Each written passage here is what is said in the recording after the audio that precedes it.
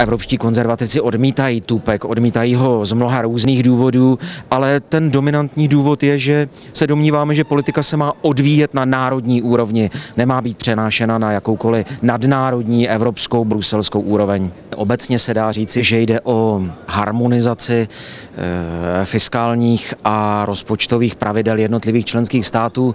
Ono je to celé po evropsku. Říká se, že to bude pro eurozónu, ale potichu se myslí, že je to pro všechny.